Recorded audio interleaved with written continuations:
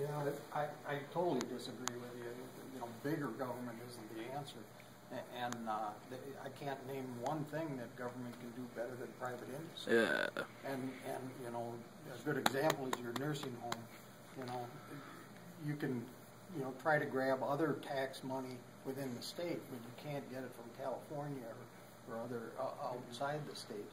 So when, you know, when grandma moves to see the grandchildren and comes to this community, and that's the problem with government, is they have to compete with other states, other cities. And this is a good thing. And you know, you talk about collaborations when, you know, it's a corruption when they work together to steal the money from the taxpayers.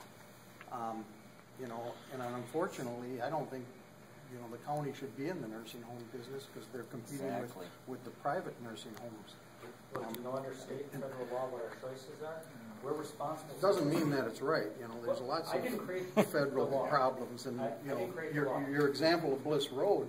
You know, the problem with Bliss Road is they couldn't build a road. You know, they got, you know, some of the worst engineers around, and how many times have they tried to build that road? You know, in India, they build, you know, roads through the Himalayas that cost, you know, what we paid for one block of that road. And theirs don't wash out. They last for centuries. Yeah. And they last for centuries. But the collaboration was stealing from taxpayers, you know, to throw to that boondoggle. And I don't even know if they've got it fixed this time, the money that we're throwing down the rabbit. Good point, Carl. By law are responsible for those residents. Those residents, by the way, 90% of them are completely destitute. They don't have any way to pay for their care themselves. The private nursing homes, the private sector actually will tell you, any one of the private nursing homes, that they need Lakeview because we're the ones that serve the most difficult and poorest clients. They don't want the residents, and talk to anybody in the industry. Don't believe me. But we have to be in that position because state law requires that we take care of those clients.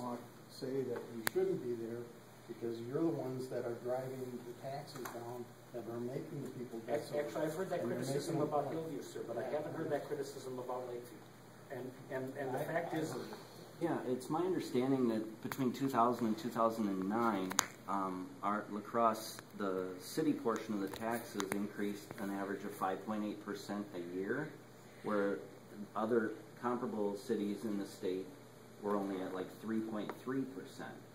And then in 2009, we elected a mayor that ran on a platform of holding the line and cutting government, cutting taxes. And taxes have been flat from 2009 through 2011. And, you know, we can discuss the clinical differences between the systems of government, but what's going on right now is not about better government. It's not about anything like that. It's strictly petty politics, because you act like disagreement is a bad thing. In this case, it's a good thing, because this mayor is trying to stop this tax and spend city council.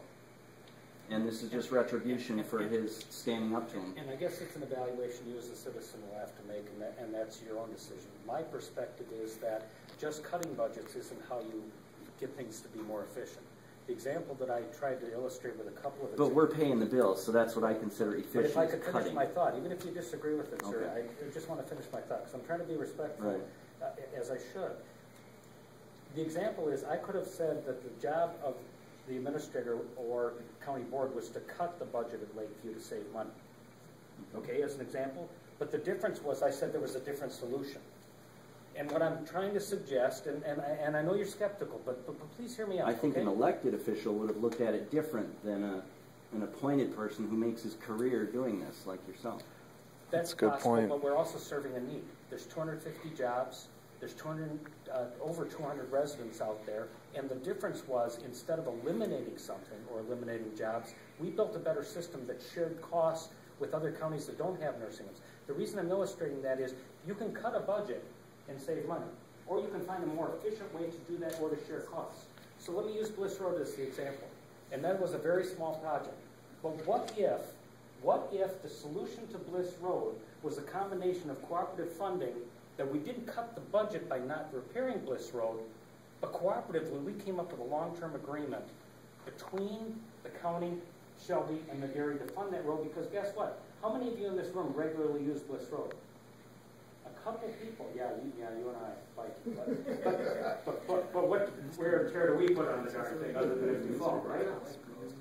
But the example is, Bliss Road is one of the best attractions we have as a community for tourists.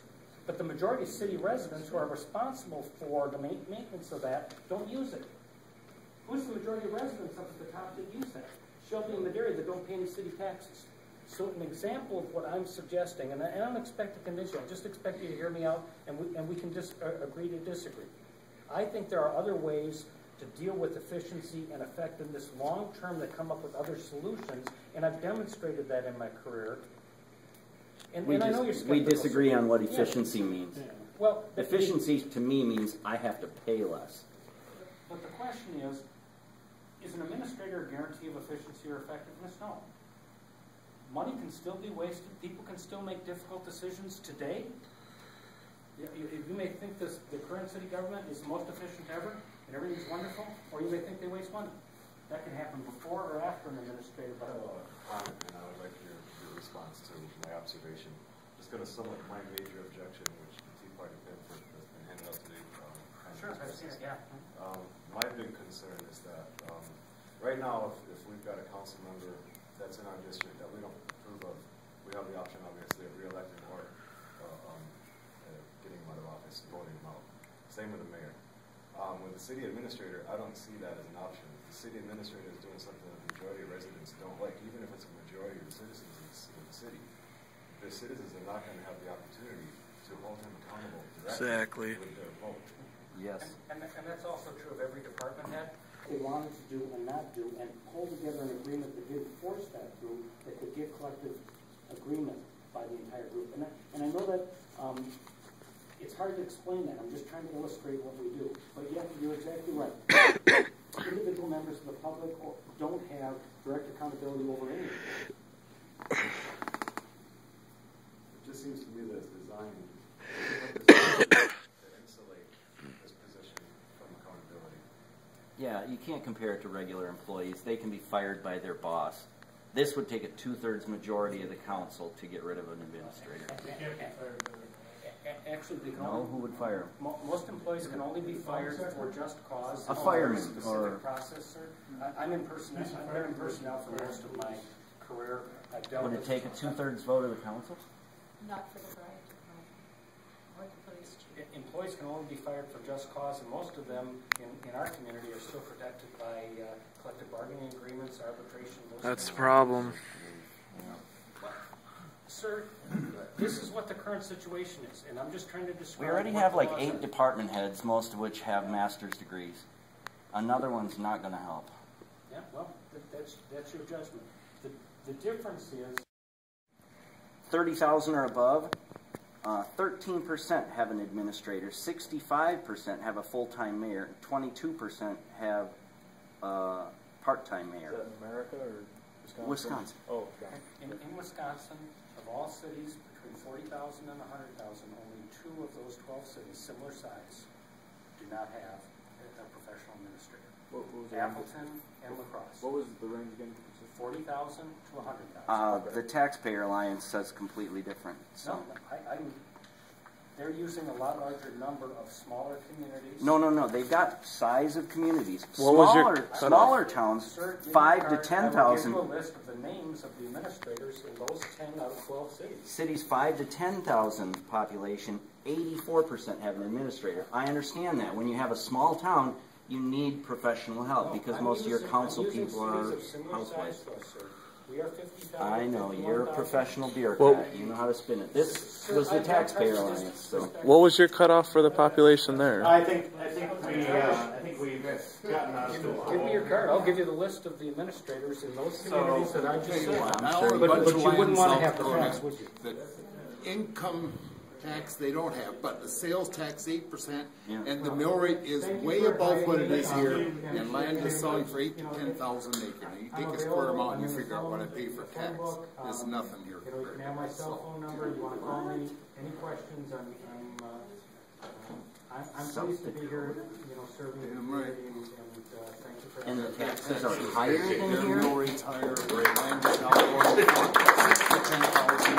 It's assessed tax. If I could have everybody's attention now, coffee is ready. A couple, I'm just trying to spread out. Yeah, no. You can't compare government with businesses, because with businesses, you can walk with your pocketbook. And it's obvious that we got problems here because we're one of the highest tax cities, we're one of the highest tax states. And I think we just made #1 in Wisconsin. Lots of people are good, people are fleeing. And, as you build up this social network in the area, then you become a magnet for those people. But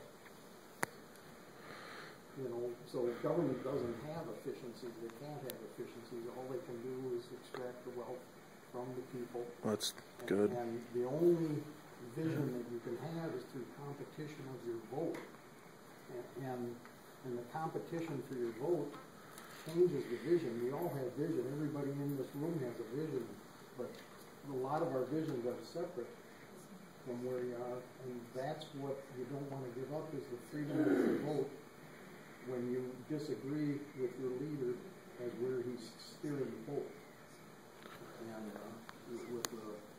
with a city manipulator or a county manipulator, you're going to be locked into somebody that, like the fireman says, you can't fire him.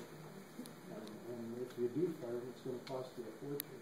Anybody that's over $100,000, close to $200,000, it's going to cost you incredible legal bills to get rid of. I didn't say you can't fire the administrator. He said that, no.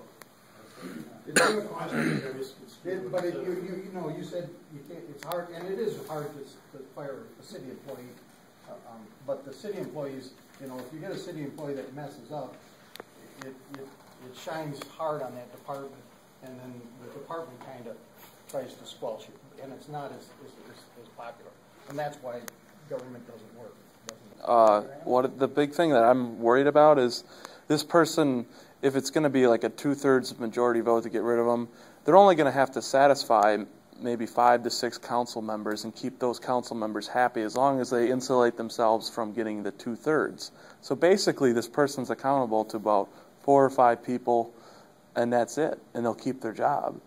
That's a dangerous thing that could happen, and I don't know if people realize that. To me, it's, Again, I respectfully would disagree, because an administrator is driven by trying to pull a community together and solve problems long term. hopefully, but that doesn't always mean that it's going to happen, though. And you need checks, like by a voter system, I think, to prevent the corruption from happening, the collusion. With this, you don't have that check, and we're removing that check. That's insanity. Again, I stand by